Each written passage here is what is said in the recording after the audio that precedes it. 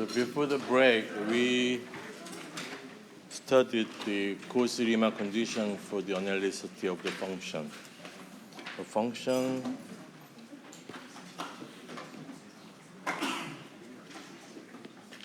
function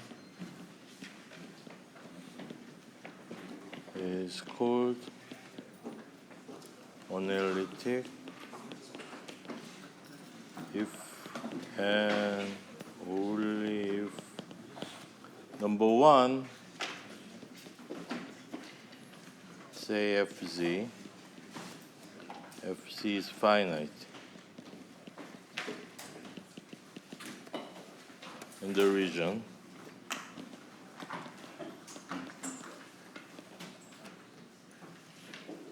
say D.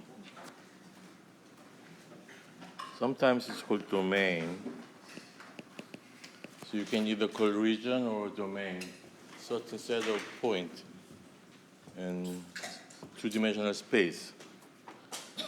Secondly, Fz is differentiable.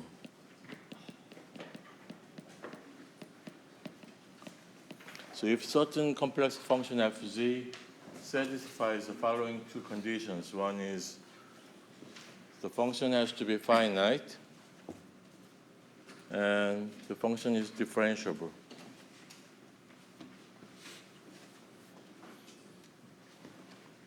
So one of the examples for that function, which is differentiable but not analytic, is the following function. It's 1 over z. And let's say the domain is bounded by unit circle. It's called D.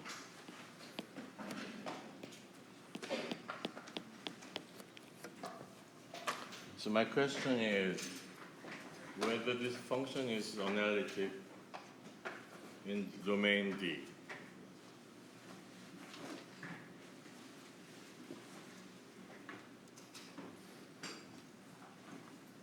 The answer is no. Of course, it is differentiable, right? You can check the differentiability is checked by Cauchy-Riemann condition. But at z is equal to 0, what happens? Fz is not finite, right? So this function is can be analytic, except at point z equal to 0. If I ask you a question that whether this function is analytic inside of this domain, answer is no. Because it has to be finite at every point in this domain. So even though it is differentiable, it is not analytic. So differentiability can be proved by Cauchy-Riemann condition. So differentiability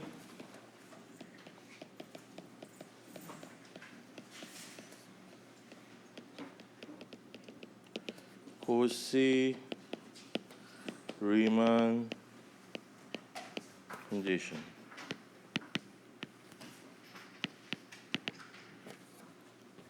That is, when Fz is u xy plus I v xy, so both u and v are real functions.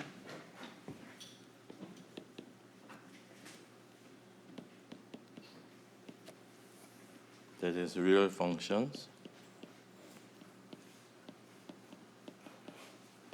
Cauchy-Riemann condition says partial x partial u is partial y partial v. Partial x partial v is minus partial y partial u. So this condition is called Cauchy-Riemann condition is probably one of the most important equation in complex variable. Of course, there are other two as important relations will be described later today, but until now, for this semester, I think you had better memorize this. And I might ask you to show that CL relation for FC is tangent to C. So I think it will take about half an hour to show this relation. And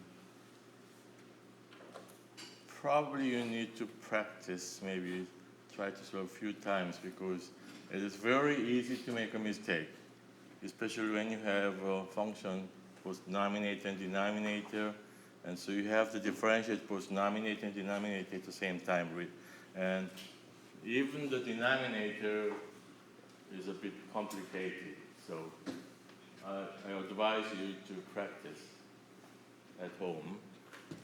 So any trigonometric function which does have that denominator term, it can be a good candidate for the quiz problems, such as secant z, cosecant z, even tangent hypo z,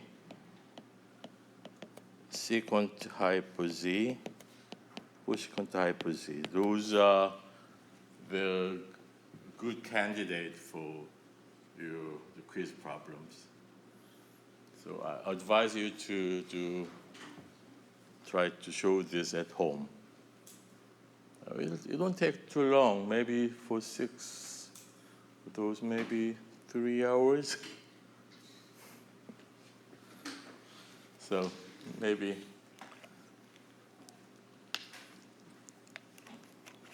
during the weekend you might be bored just playing games, right? So in between games you can try to show the Cauchy-Riemann conditions. Sometimes we have been more complicated form, such as you can also represent the complex function in terms of polar coordinate, right? R, x, y, theta, r is x squared plus y squared 1/2. Theta is arctangent y over x. And what if Fz is written by u x in terms of r theta, y r theta, I free x r theta, y r theta.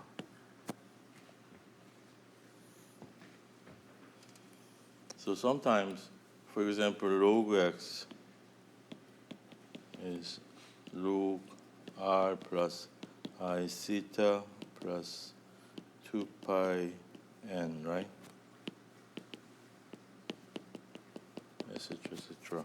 So some functions can be represented by polar coordinate. So in that case, what do we do? So let me see.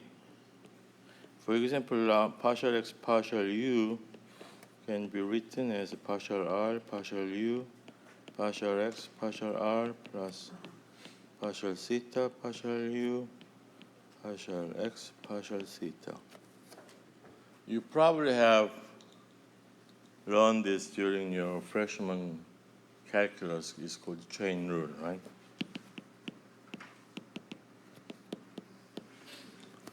So anybody who is not familiar with chain rule, raise your hand. You never heard about this? At least you have seen this, right?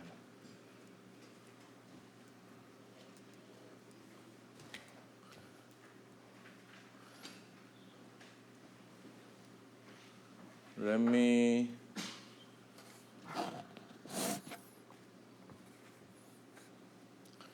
So let me try to show this. So partial x partial u is delta x goes to 0, delta x u x delta x y minus u x y, right?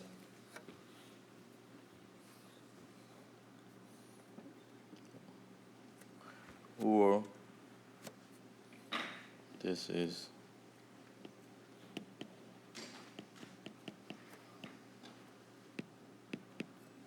u x in terms of r plus delta r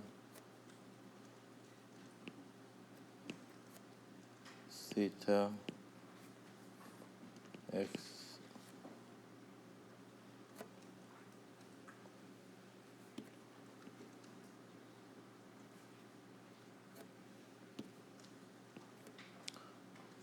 theta plus delta theta minus u x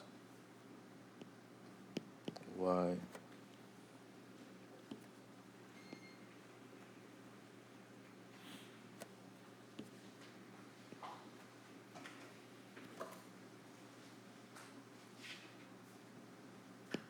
y x r plus delta r theta plus delta theta minus u x r theta y r theta.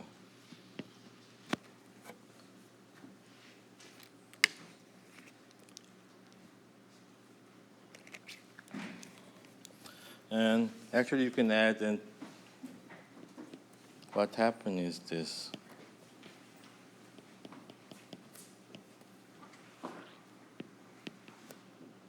U x r plus delta r theta plus delta theta y r plus delta r theta plus delta theta minus u r x r theta plus delta theta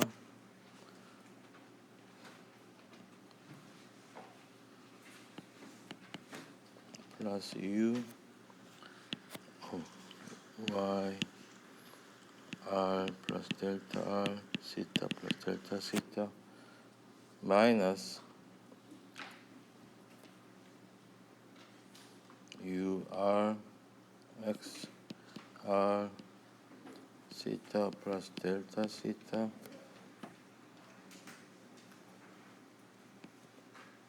y r plus delta r theta plus delta theta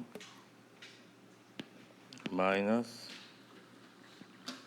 u r x r theta y r theta.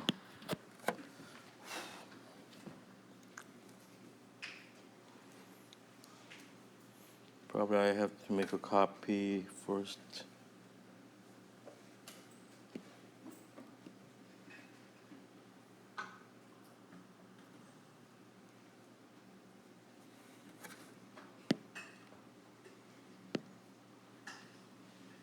Copy.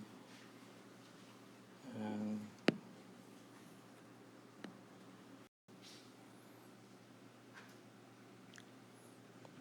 here, y doesn't have delta term.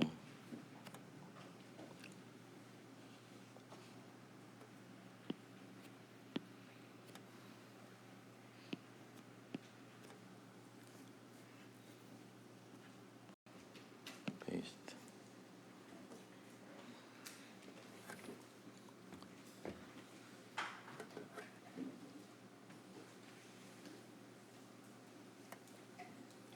So what do you do is something like this.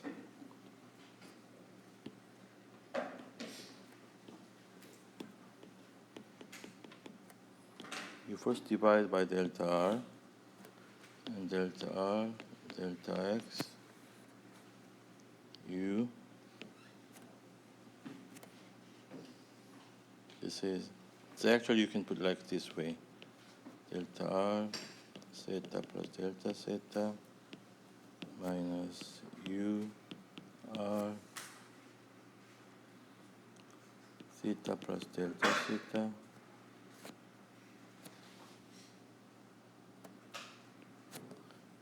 plus delta x equal to 0, delta theta, u r theta plus delta theta, minus u r theta, delta x delta theta.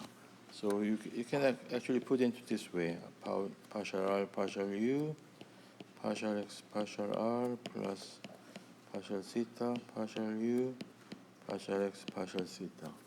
So I'm just following the same method that you probably learned during your freshman calculus.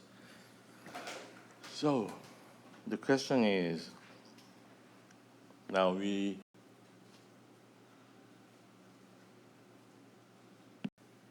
again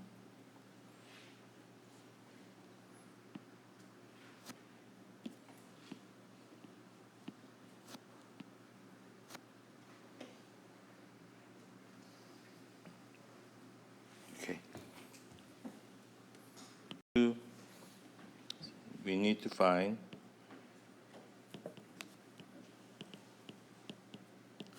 partial x partial r and partial x partial theta, right? So partial r is square root of x squared plus y squared. So let's say g is square root of x squared plus y squared. Then r is square root of g. Then partial x partial r is same as dg dr partial x partial g, right? So we know that dg dr is 2 square root of g over 1, right?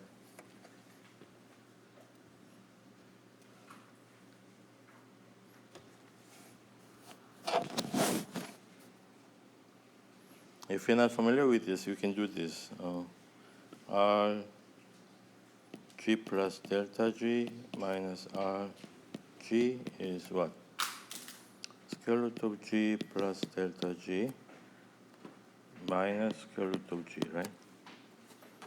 So we can put this into square root of g, 1 plus g over delta g minus square root of g. And this is approximately square root of 1 plus delta g over g is approximately 1 over delta g over 2g.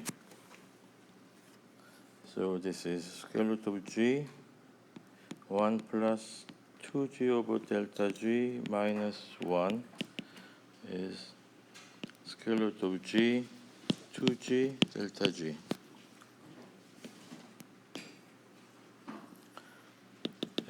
Therefore, dg dr is delta g over square root of g, 2g over delta g. This cancels each other. It's 2 square root of g over 1, right? So, therefore, partial x partial r is 2 square root of g over 1 and 2x, that is r over x, which is cosine theta. And using the same method, likewise, partial y partial r is y over r, which is sine theta.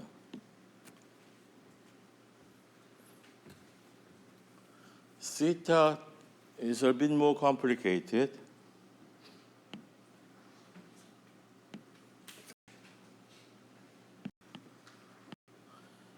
theta is tangent y over x. So set hx is y over x. Then this is tangent inverse hx, or hx is tangent theta, right? So d theta dhx is what?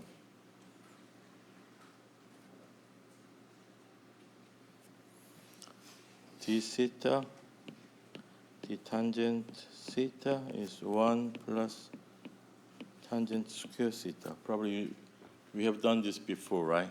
So this is 1 plus h square. So partial x partial theta is actually dh d theta partial x partial h. And this is 1 over dh d theta. No.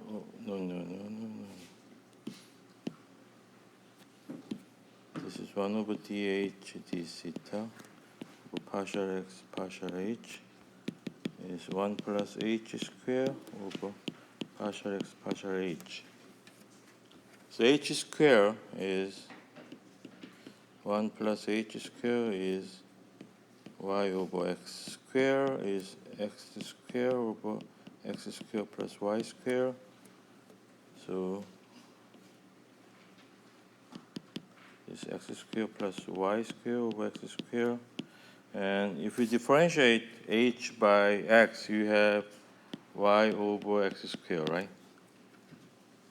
So this is minus r square y is r sine theta, becomes minus r over sine theta. And likewise,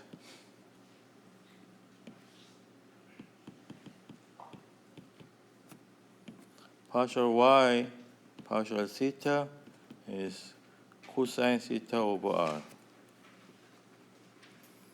So let's summarize the partial derivatives,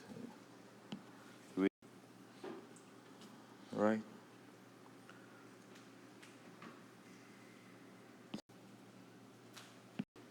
X partial r is x over r is cosine theta. Partial r over partial y is y over r is sine theta.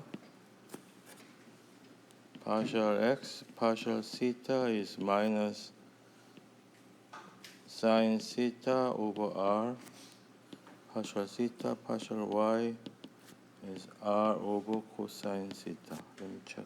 So we can write down the chain rule, the Cauchy-Riemann condition finally. So partial x partial u is partial r partial u partial x partial r plus partial theta partial u partial x partial r is partial r partial u cosine theta minus 1 over r partial theta partial u sine theta.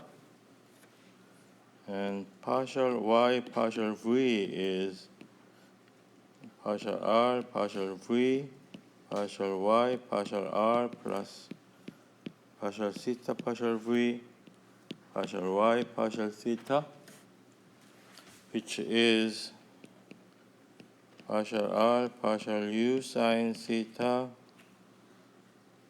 v plus 1 over r partial theta partial v cosine theta. And they are supposed to be together, right? So just make a copy once again.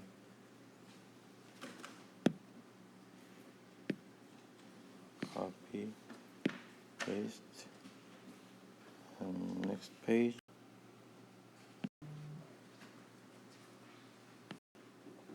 Paste. So if we put them together,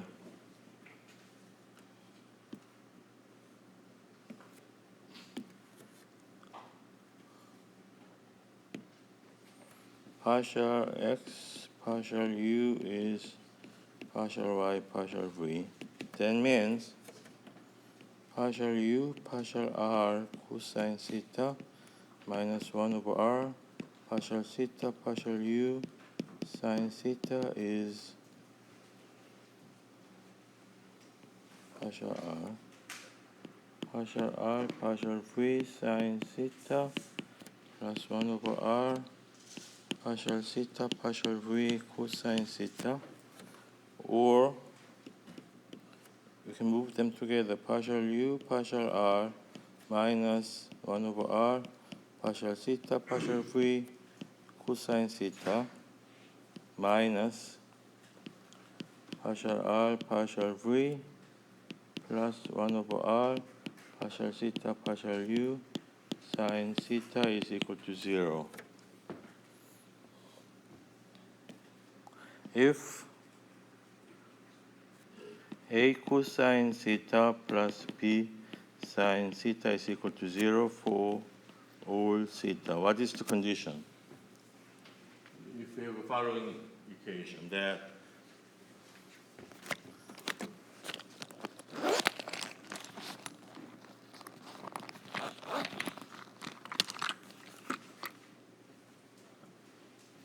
if you have this equation, a cosine theta plus b sine theta is equal to 0 for every theta. What is the condition? A equal to 0 and b equal to 0, right? I mean, this is the only condition that this equation is true for every theta, right? So that means A and B are independent to each other, right? So the only condition is A and B are supposed to be trivial. So this condition says A equal to B equal to 0. So the Cauchy-Riemann condition in polar coordinate is the following.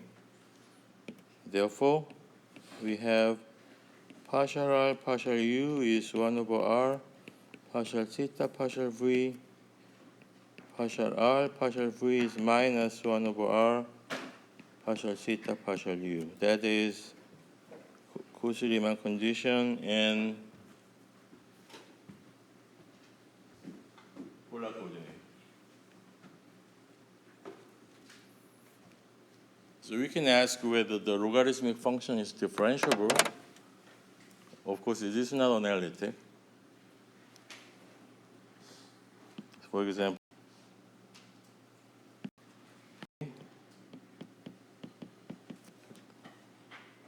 log r plus I theta plus 2 pi n. So in this case, u is log r, right? V is theta plus 2 pi n. So let me check whether this is differentiable.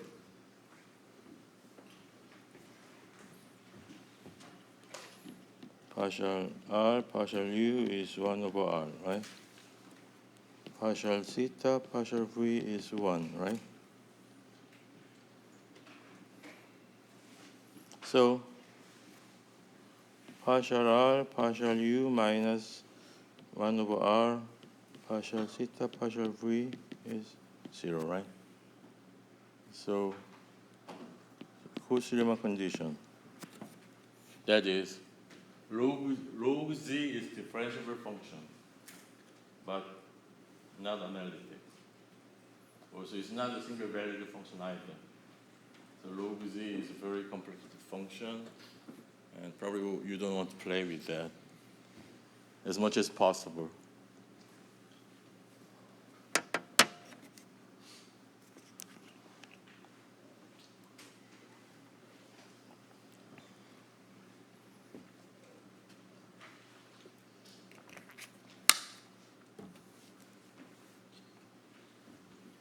So it is true that when the function f z is analytic, then it should satisfy Cauchy-Riemann condition, right? But opposite is not always true. When function satisfies Cauchy-Riemann condition, is that function analytic? No. So Cauchy-Riemann condition is the necessary condition for function of Z is analytic, but not sufficient condition.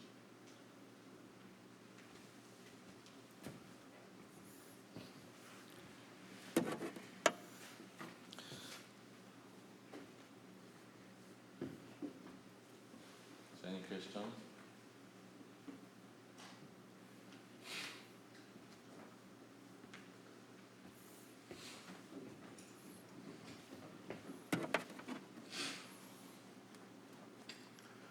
So what's next after differentiation? When you learned high school math, you first learned differentiation, right? And then, next chapter, integration, exactly. Exactement in French, right? So,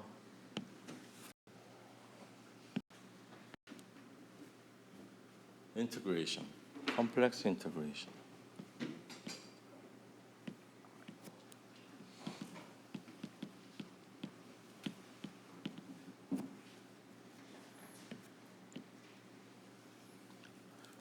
Before we proceed into complex integration, let's review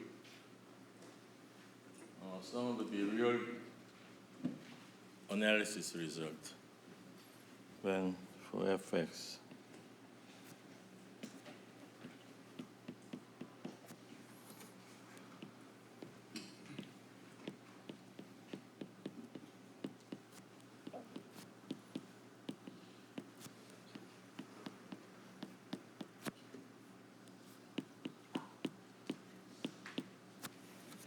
So probably you have learned that during your high school days, right?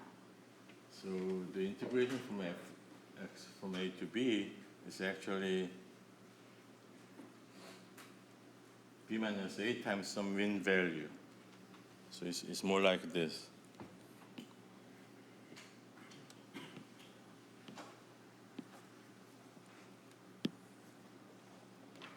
You can approximate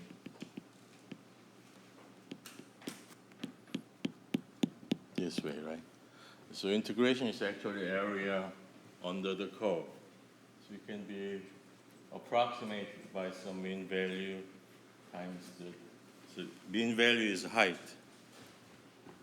So this height is fx bar times this distance b minus a.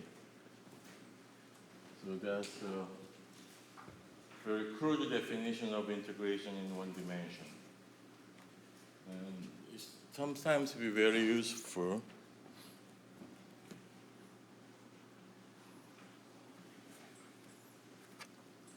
And the second most important mathematical property for this semester is Cauchy's integral theorem.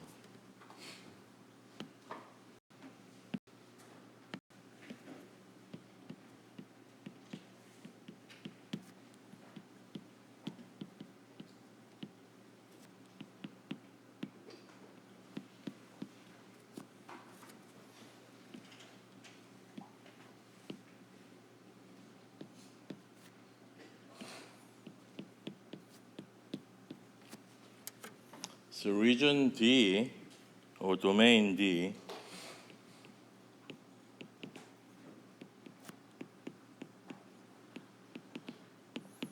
is bounded by curve C, and with the counterclockwise.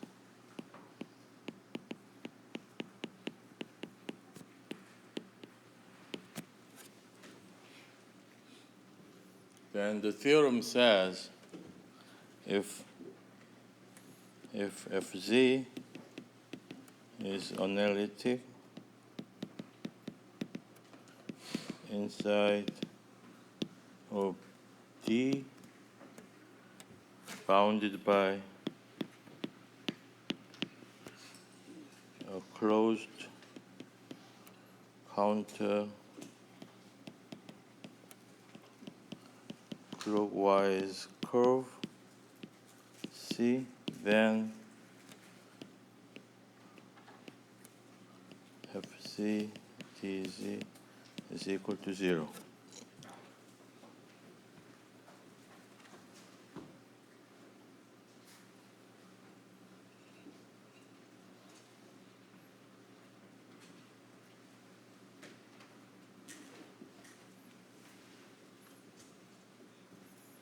If the function fz is analytic inside of D, which is bounded by the clockwise closed curve C, then fc is equal to 0.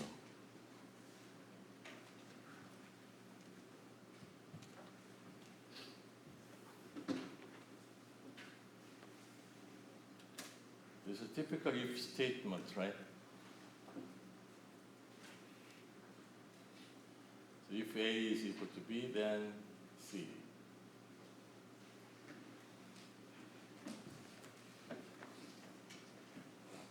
It's one of the chapter in, I don't know what. Anybody familiar with the 성문 종합영어? Heard about that or not? That was most common English reference to when I was in high school. So the typical grammar book is this if statement.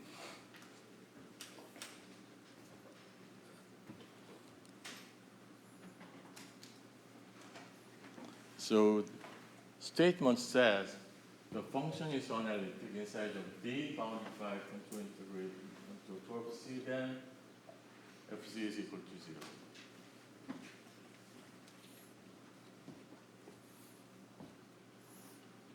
So proof is, actually you need the Stokes theorem. Have you learned Stokes theorem in math?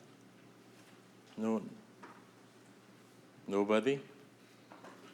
You learned about Stokes theorem. In calculus or? So you remember that, the formula, or you forgot? Yeah, I remember this formula. I don't know how to apply it. All right. So I'll just remind you, your memory. Stokes theorem is the following.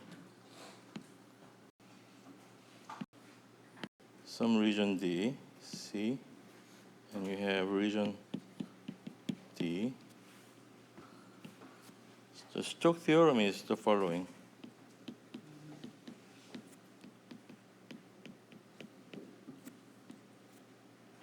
A dx plus B dy over C, which is closed, is equal to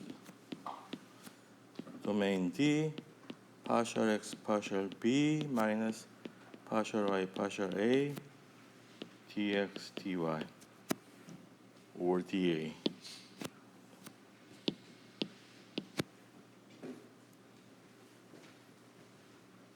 This is the formula you learned for, right?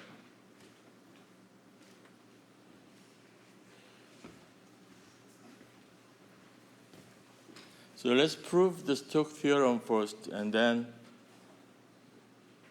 then show the Cauchy-Riemann condition. So Stokes theorem. So this is actually a very important theorem.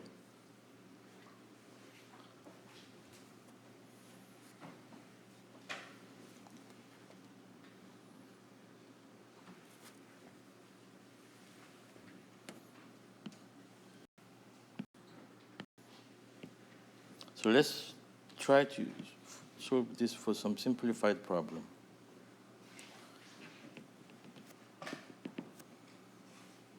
Let's say this is delta x, and this is delta y. And let's say the center point is x and y. So we choose 2 points. This is x, y minus delta y over 2. This point, x, y plus delta y over 2.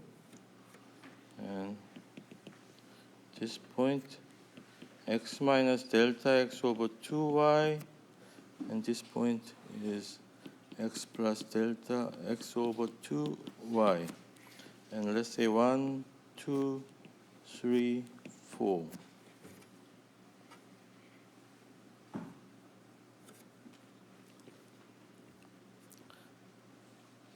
So on 1, a dx plus b dy. However,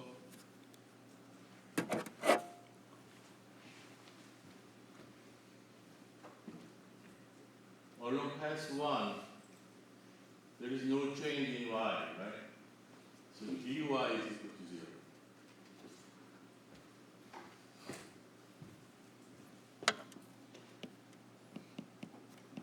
No change in y. So it becomes a dx. And using mean value theorem, you can approximate x y minus delta y over 2 delta x, right? So you just use the mean value theorem.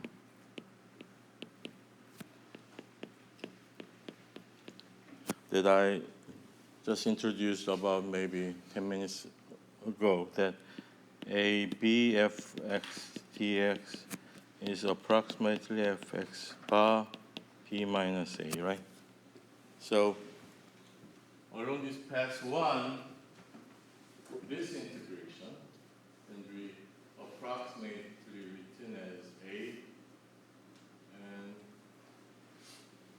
y minus delta y. Actually, I have to put bar, right? So this value must be x bar. So some mean value, right? And how about in path 3?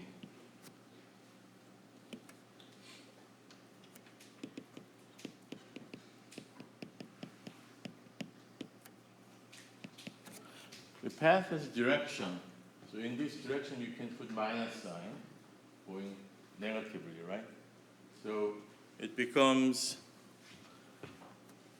minus of a x bar y plus delta y over 2 delta x.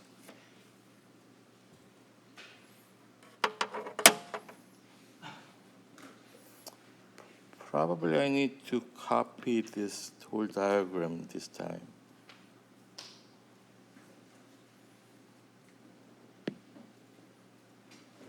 Copy, delete, next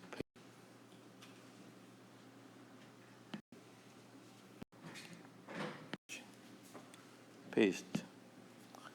I'll just put here.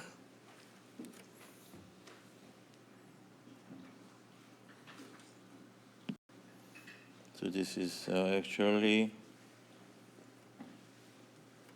delta x, right? So 1 plus 3 is a x bar y minus delta y over 2 delta x minus a x bar y plus delta y over 2 delta x, right? So this actually is, you can divide by delta y and multiply by delta x, y, right? So you can divide by delta y and multiply by delta y. We haven't changed anything, right? But why this expression? It's derivative of y. Derivative with respect to y. Right. Exactement. So it becomes minus y minus a x bar probably some y bar delta x delta y.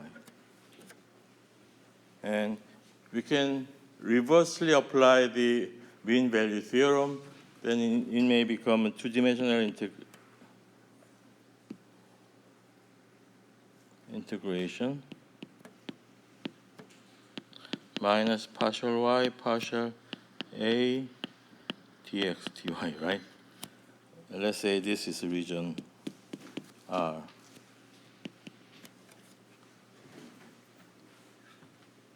And we can actually apply the same approach to 2 and 4. Right? So 2 and 4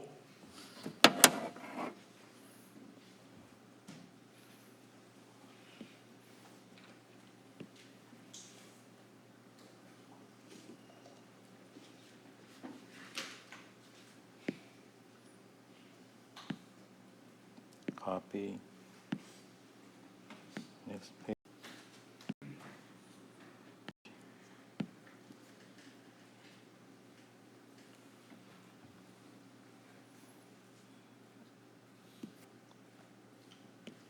So 2 is going down, 4 is going down, 2 is going up.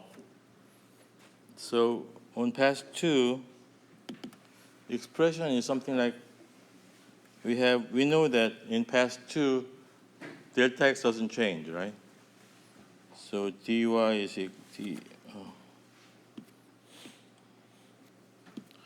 dx is equal to 0. So b dy is approximately b x plus delta x over 2 y bar,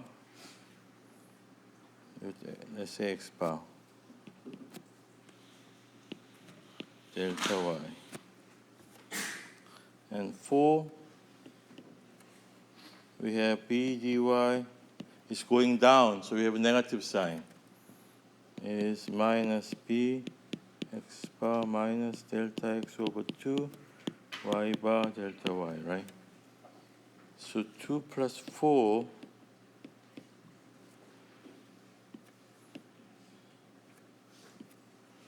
2 plus 4 is actually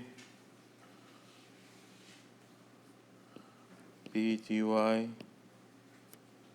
2 plus 4 is equal to partial x partial b x y bar delta y delta x is actually integration over r partial x partial b dx dy.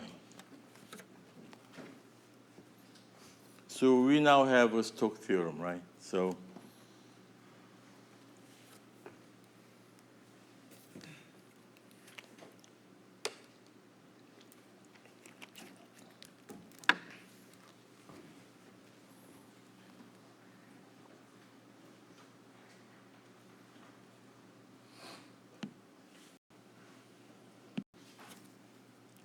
the Stokes theorem is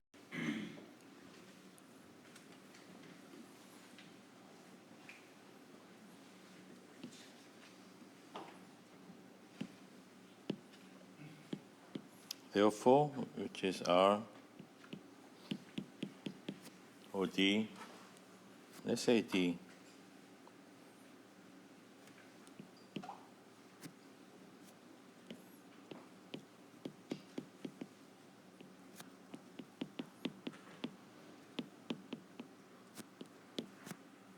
D partial x partial b minus partial y partial a dx dy. This is a Stokes theorem. So now maybe take a break for 5 minutes and then continue.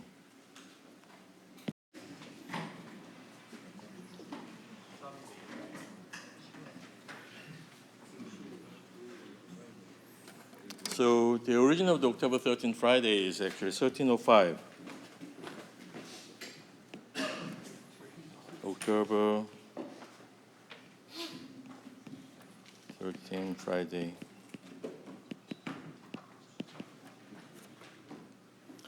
The name of the pub at the time was Kramer's the Fifth.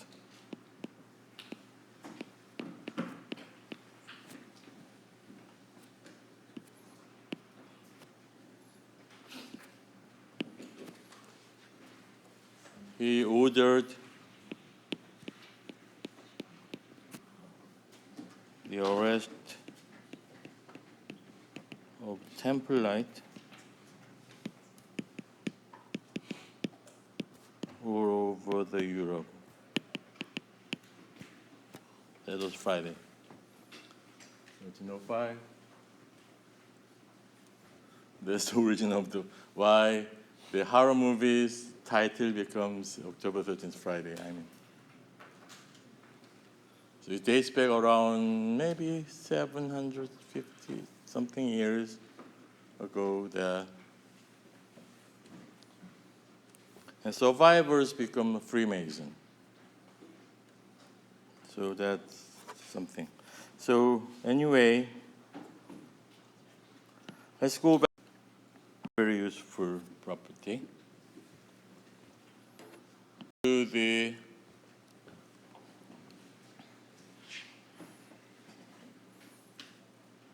this F Z U plus IV dz dx plus ity, right? So fz dz becomes u plus iv dx plus ity u dx minus v dy plus I v dx plus u dy. So let's try to apply the Stokes theorem term by term. So this term, C u dx minus v dy. So in this case, this is A, this is B, right? So it becomes, using Stokes theorem, partial x partial b, which is minus v, minus partial y partial a, which is u dx dy, and this is minus of partial x partial v plus partial y partial u dx dy, and this is 0, right? Because of Cauchy-Riemann condition. How about the imaginary part? Just need to make a copy first.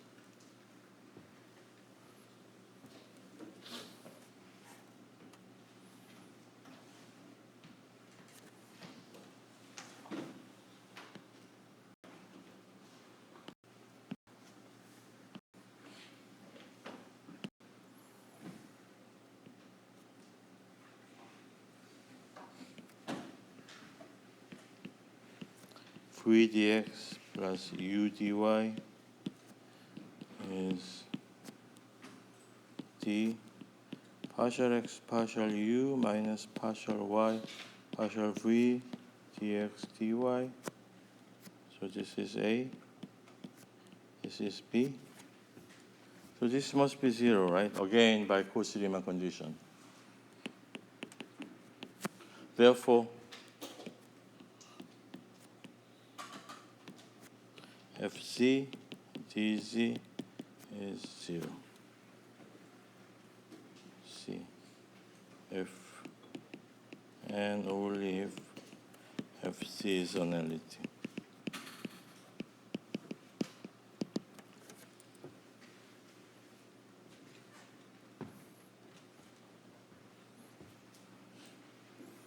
Oh, by the way, I found there is some mistake, so let me So I will let you copy this first.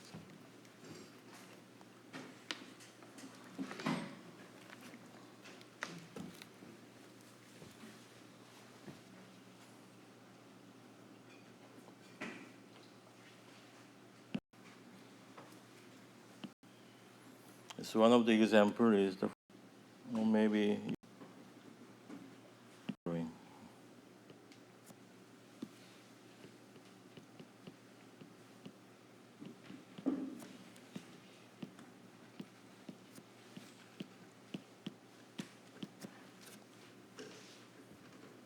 C is a unit circle.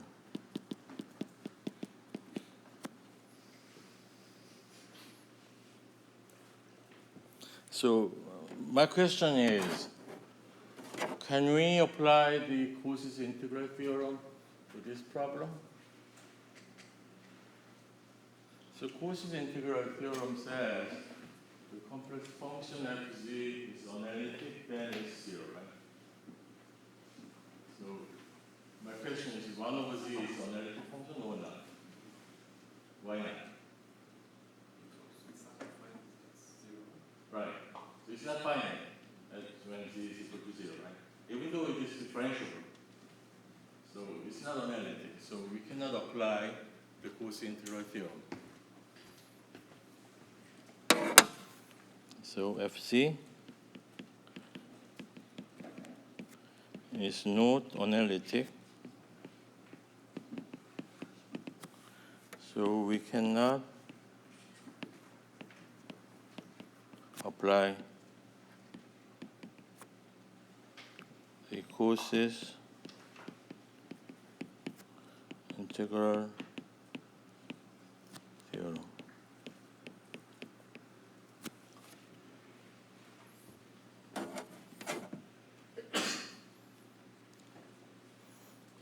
So you must actually be familiar with the Cauchy. So let me Google him.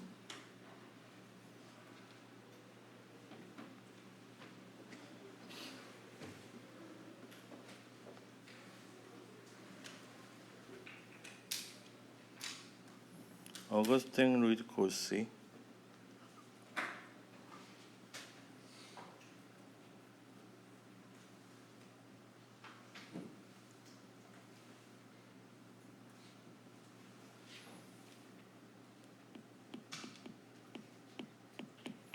Augustin Louis Cauchy.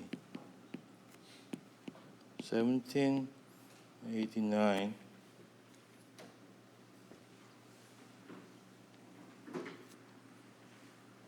to 1857. He's a French mathematician.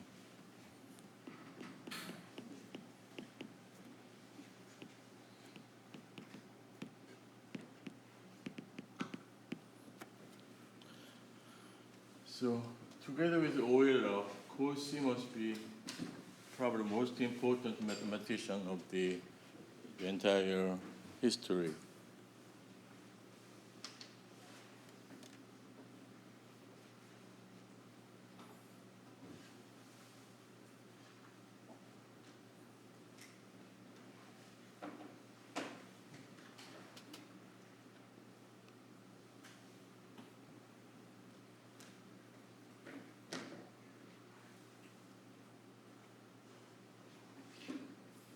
So actually 1789 is very important year in the world history.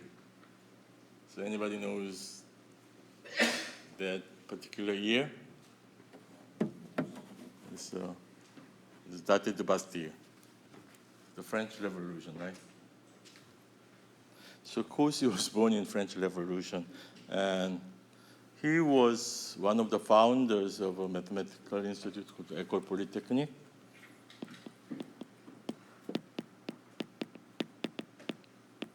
And he made a tremendous amount of contribution to the France at the time, during the Napoleon period. So I'll go to a little bit of details later, but let's do it for now. So this is the problem that C, this is unit circle that is 1. So on this circle C can be written as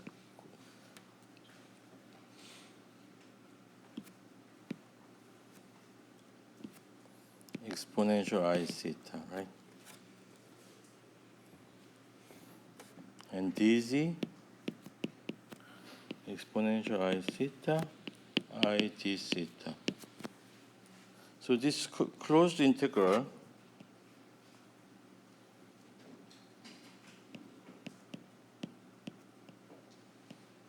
can be written as 0 to 2 pi exponential I theta, I exponential I theta, d theta, and they cancel each other, and it becomes 2 pi I. Very important result. If we integrate in the complex domain for 1 over z, then it becomes 2 pi I.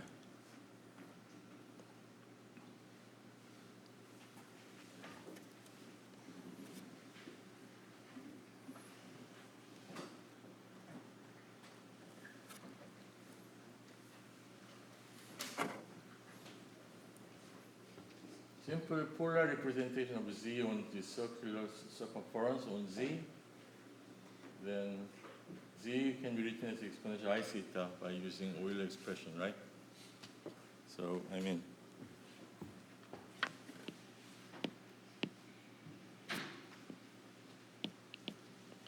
this is R, but this is unit circle means the radius is 1. So I put 1, this is theta.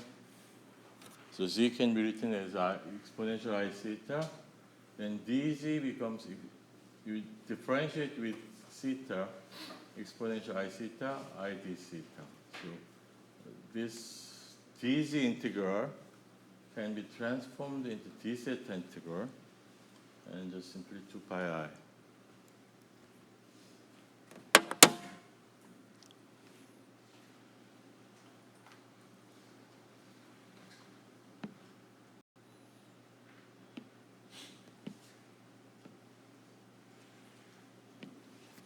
Then, how about this?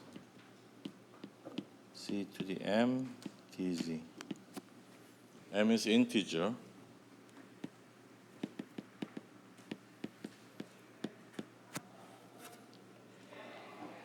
Same as before. Let's put z on the circle.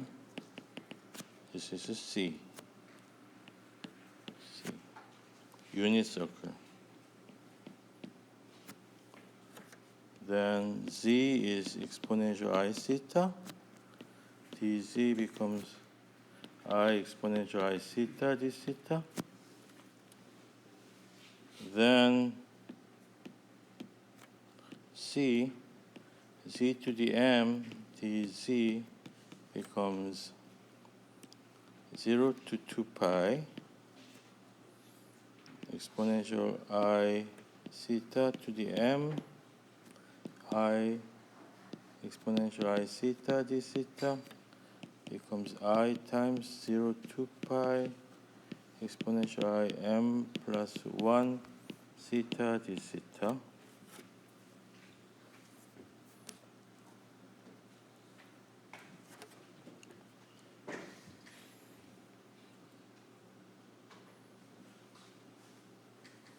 So let's continue. So I times exponential 2 pi exponential I m plus 1 theta t theta is I times 0 to 2 pi cosine m plus 1 theta d theta plus I sine m plus 1 theta d theta. So m is integer. So what happens to sine?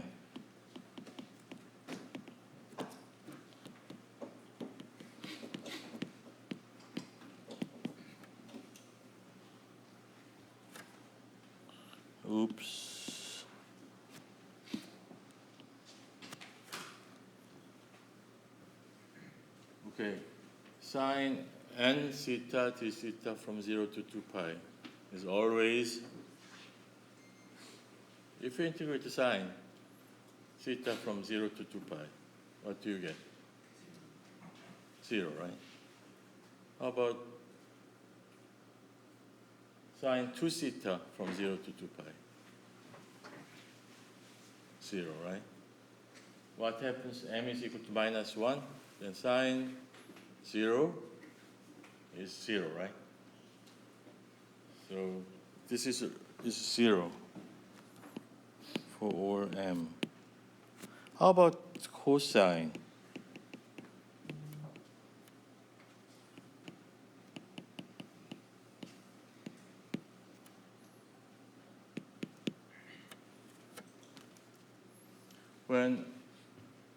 What happens when m is equal to minus 1? Cosine 0 is 1, right? So when m is equal to minus 1, then the integrand is 1, so it's 2 pi. Otherwise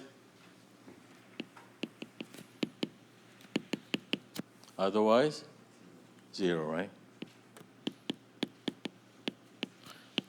So cosine has some finite value when m is equal to minus 1, but sine is always 0. So we have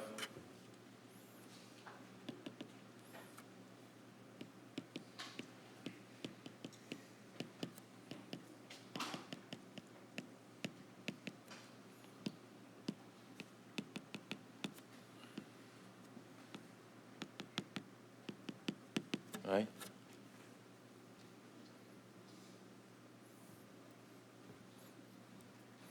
Or you can write down this 2 pi I delta m minus 1.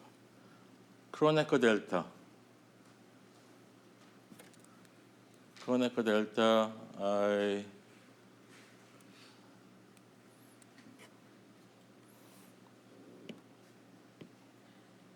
spring semester you learned about that, but probably for some it's new. So Kronecker delta is the following.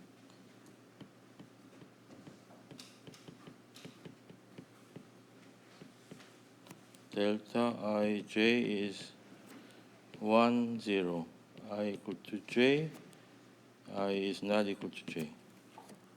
So Kronecker delta is a very simplified expression for expressing this economical way of expressing this conditional statement. So, and this conditional statement says when m is equal to minus 1 is 2 pi I, otherwise it's 0, right? So you can actually put these two different statements, this one, using this. So using Kronecker delta, you can express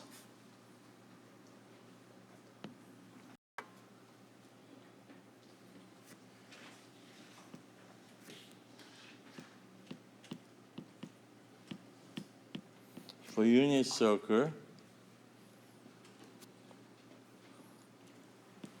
2 pi I delta m minus 1.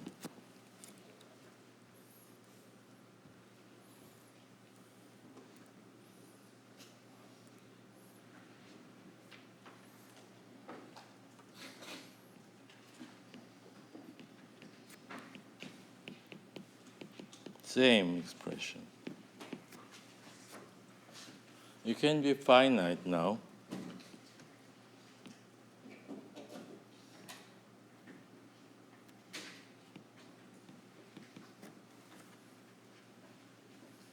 It's inside.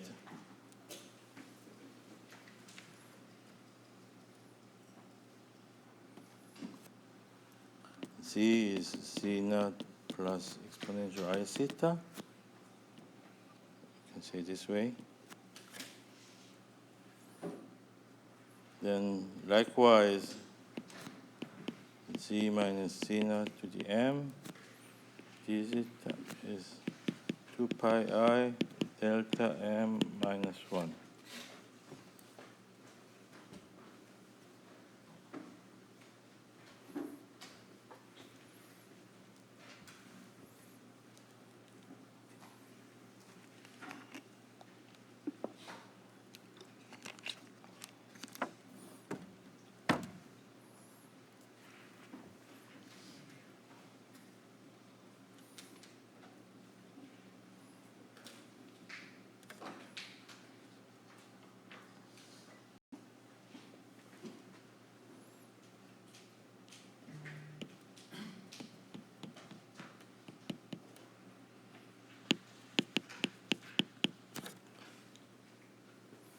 what happens if Z naught is outside?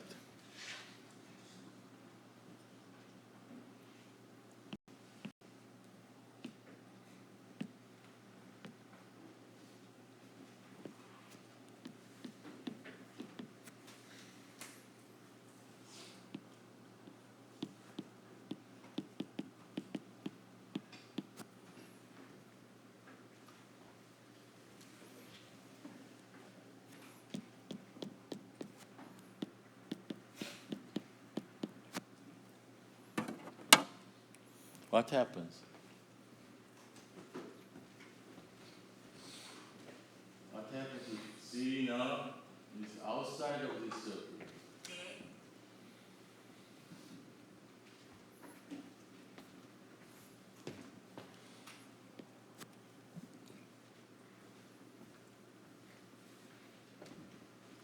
So this is D.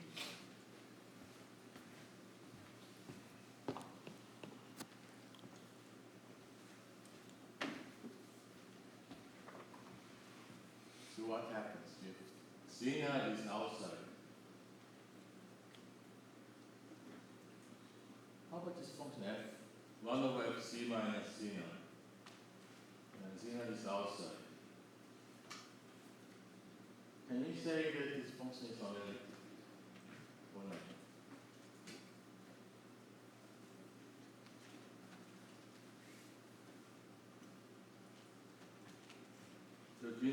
The point where, for which the denominator becomes 0 is outside.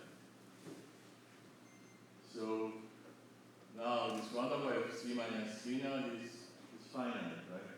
Everywhere. Inside of this C. In this case, fc 1 over z minus C naught. C naught is not in domain. It's finite, right? In D. It doesn't diverge because the denominator never becomes 0 because Z naught is now outside, right? So Fz is now analytic in this case.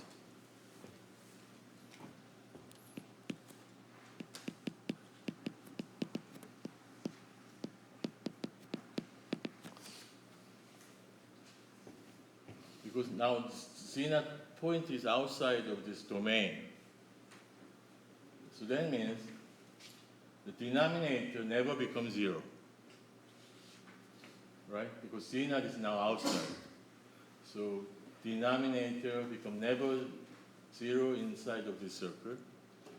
So you can say that this Fz is now analytic inside of this circle, right?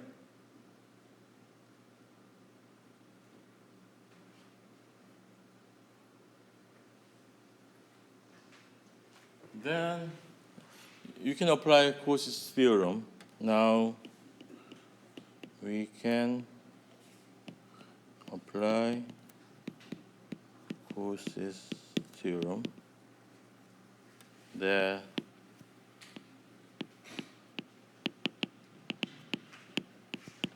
go to 0. Right?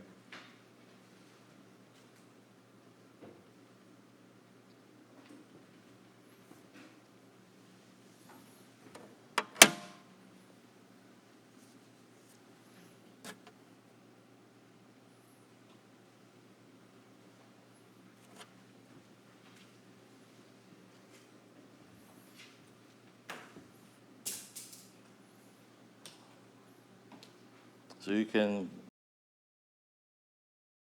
say we have unit circle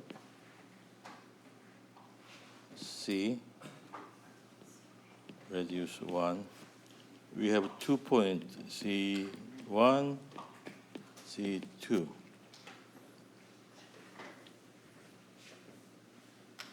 So what happens? C minus C1 dz, C minus C2 dz. We have two different cases. say, assuming we have 2 points, Z1 and Z2, one is outside, one is inside. For this first one, what the result is? 0, right? Because for Z1, this function is unrelated. How about for Z2? Z2 is inside. We have 2 pi x.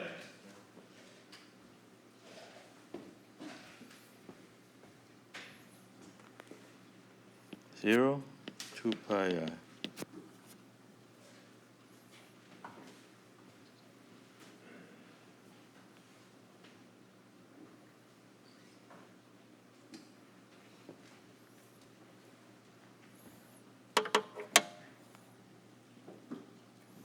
So actually using this, we can integrate this integral.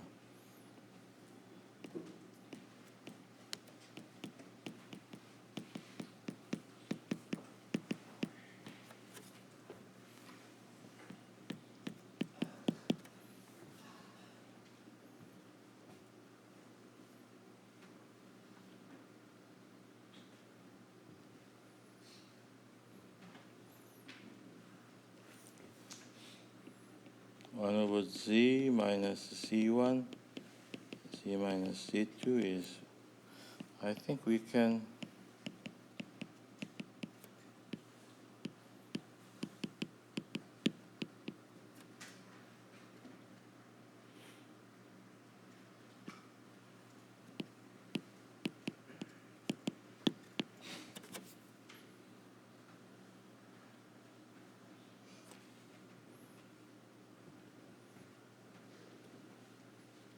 let me see. We need to check the sign. Probably, let me see. 1 over z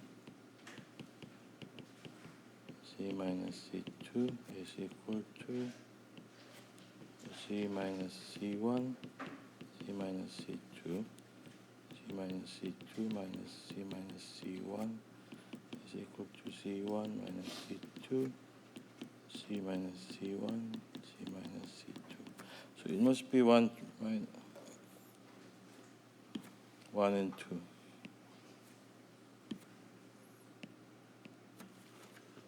So if we integrate, what do we have?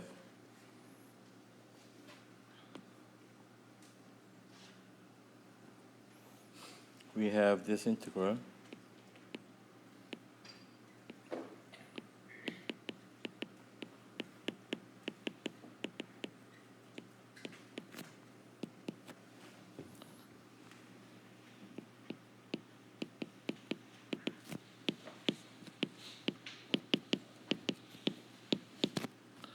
Minus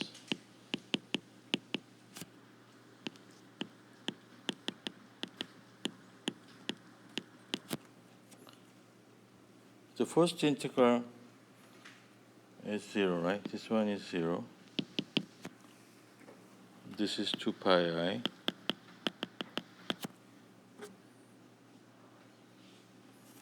So it becomes C2 minus C1 over 2 pi I.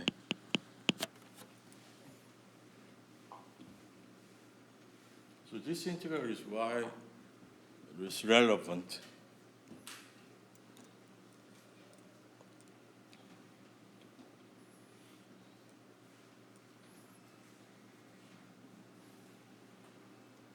Because this integral is related to,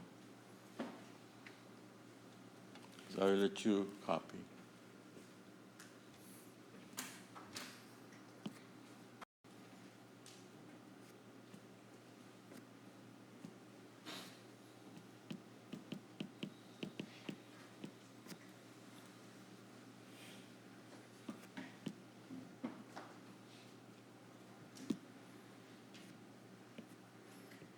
So, C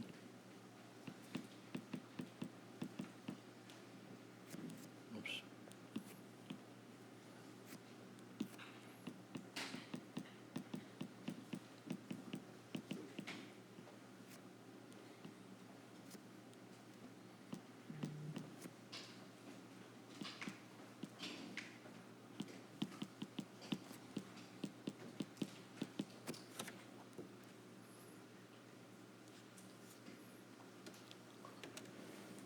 This integral is related to this.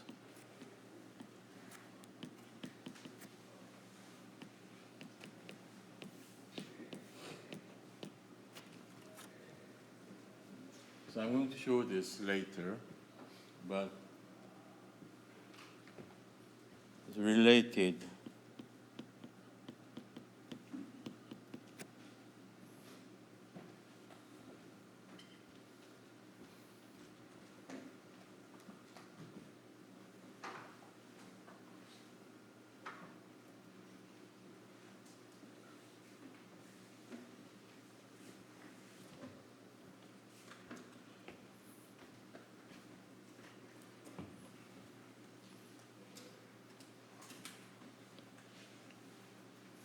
This integral has been very important in 18th century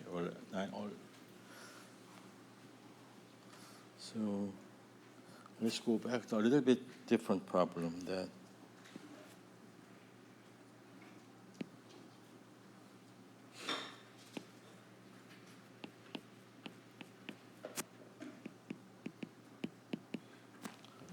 we have two different regions.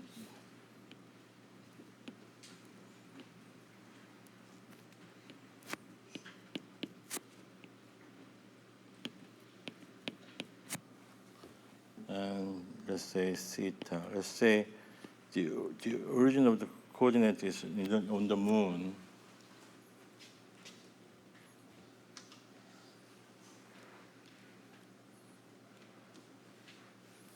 Then this distance is R2 minus R1, right?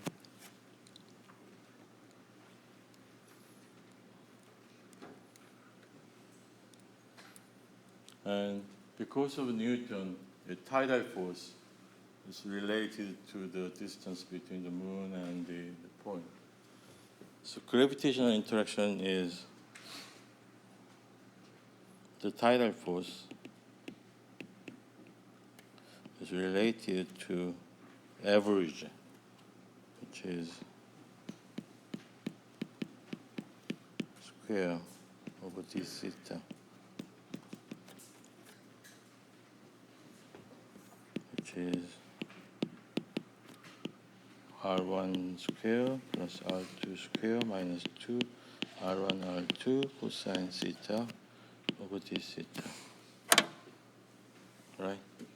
So this problem is actually you can put into this form.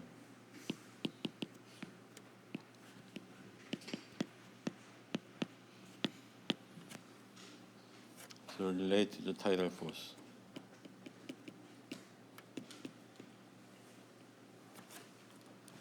So why this problem become important for Cauchy's time? There was a war in Europe. And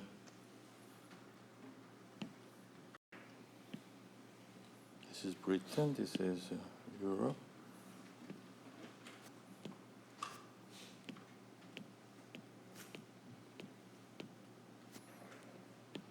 So British Navy there was a rumor that the British Navy was invading France and the northern France, like Normandy, and during the 18th century, 18 something.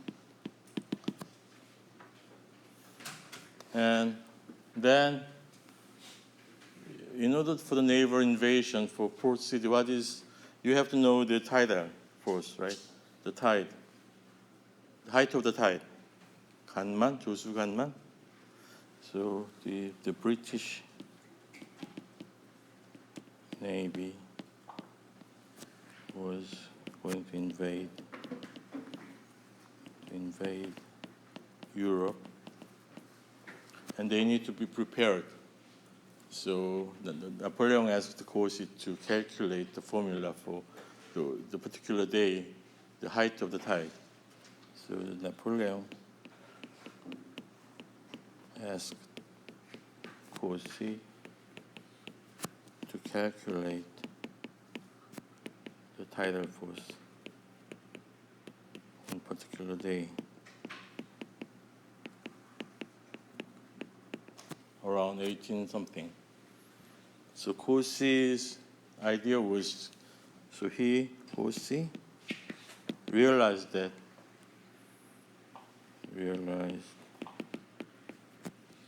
we need to find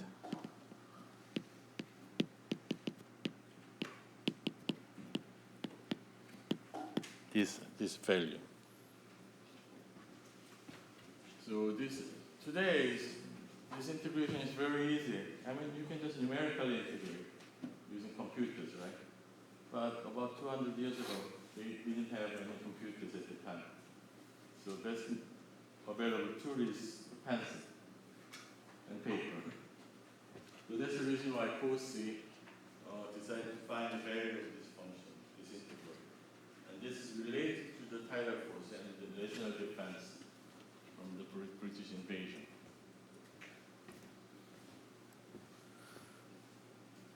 So let's just follow the path that the Cauchy did. So there's some historical, the motivation for why we are learning complex integration, because complex integration actually allows to find the complicated integral at the time without the access to the computers at the time. The only access they have is pencil and paper, right? And that's the reason why also Soviet Union has a very developed analytical method until 20th century, because they are lagging the computer technology. Okay, so be it.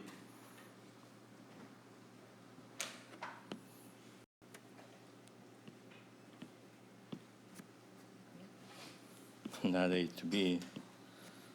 So 0 to 2 pi, let's say A plus B cosine theta, T theta. Exponential I theta plus exponential minus I theta is 2i over cosine theta, right? And Z is exponential I theta. dz is I exponential I theta d theta, right? So d theta is I exponential I theta dz I z dz. So 0 to 2 pi d theta a plus b cosine theta can be transformed into closed integral of a unit circle C, and we have Iz over dz a plus b times twice exponential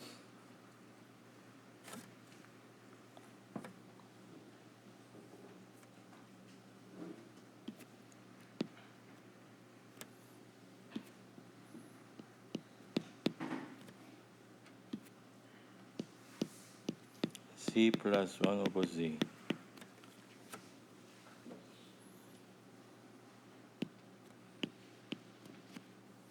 So it becomes C I over dz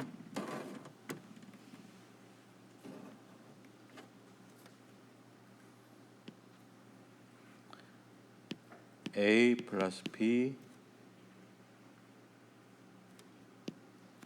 over 2 Z squared plus 1 AC 1.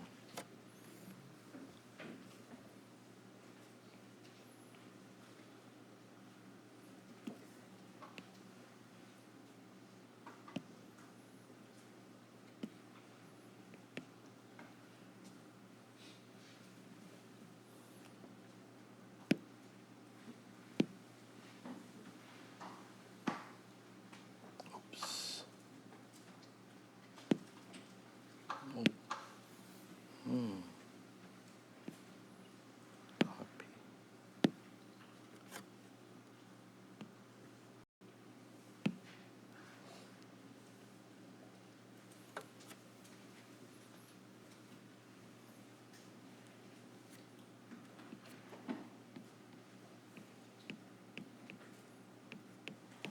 2dz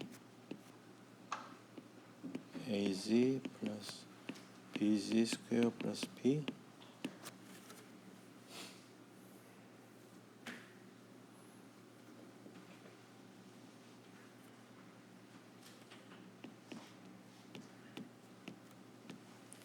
ib over 2dz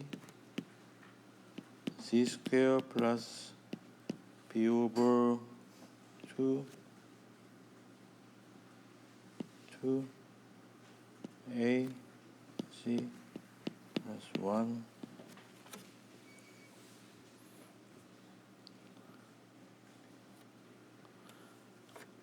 so it becomes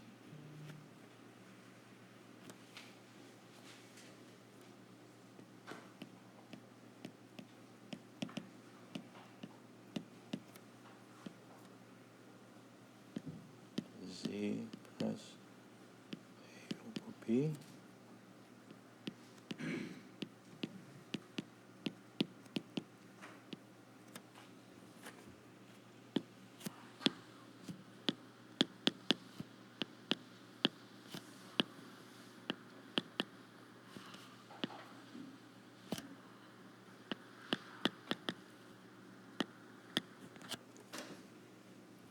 so let's say this is C1 plus minus.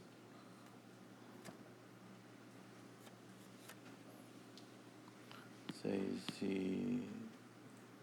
Z0, then it becomes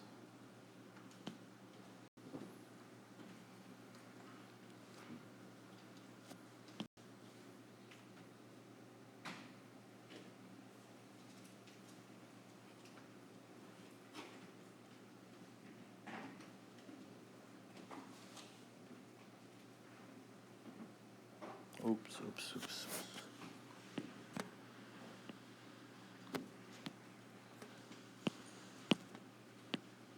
Right.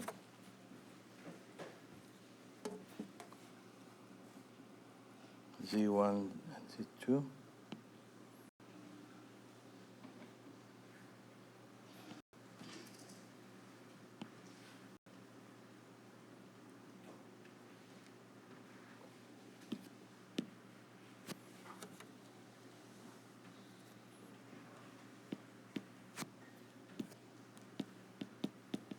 Two a over bz plus 1 equal to 0.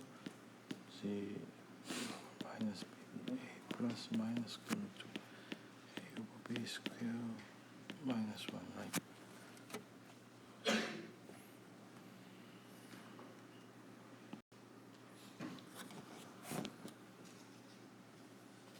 So Z1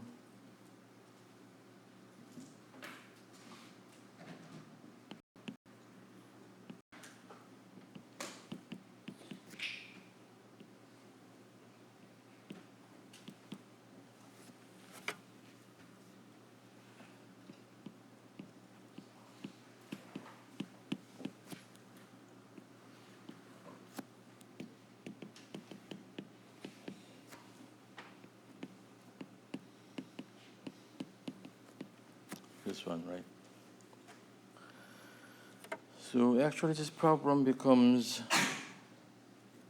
our integral becomes c over ib 2 dz z minus z1 z minus z2 over 1, right?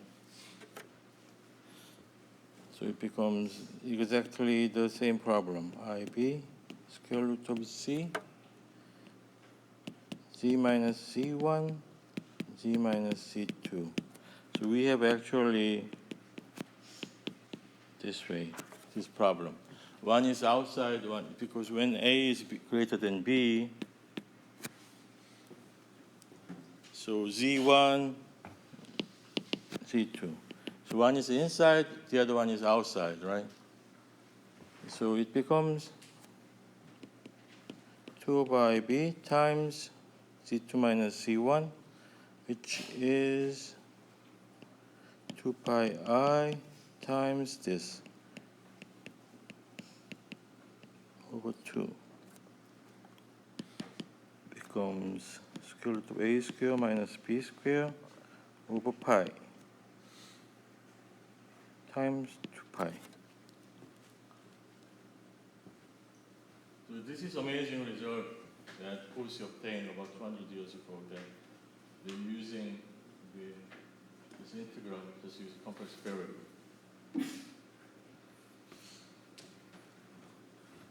So probably I'll stop today and continue next week. And if you have any question, I'll put my email, so you can ask me.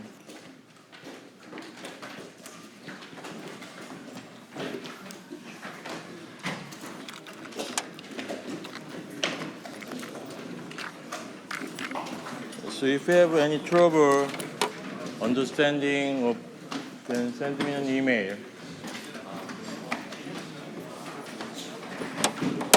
Okay.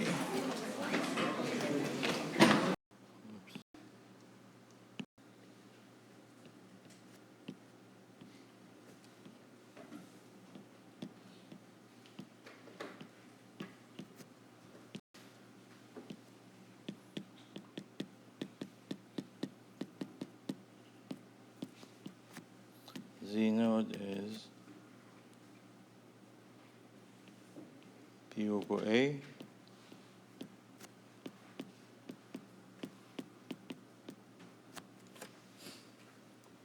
Let's say A is greater than B.